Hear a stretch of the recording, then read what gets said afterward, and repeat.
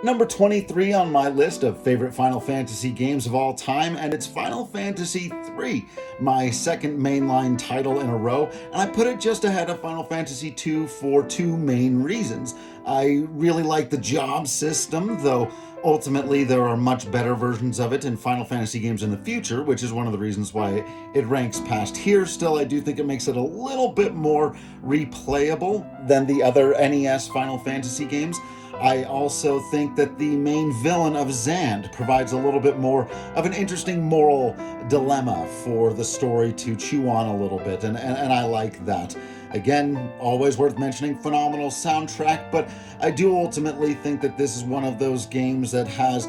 very difficult gameplay design elements to get around, from its dungeons, its difficulty, the fact that the job system is really neat, but by the end of the game, there really are a handful that stand out as the only ones that it really makes any kind of sense to use. And like I said earlier, there are just much better versions of the job system to come. And so for anyone who's got later games available to them, it is hard to recommend Final Fantasy III. I should note that the Pixel remasters have done a lot to streamline a lot of those things, and that I haven't played the DS version because I wasn't happy with the version of Final Fantasy IV, which is a conversation for another time. But ultimately, Final Fantasy III is a whole lot of fun, much like 2, for the right audience who wants to go through that particular kind of grind, play with the job system, experience its unique world, its pretty cool villain, and its phenomenal soundtrack.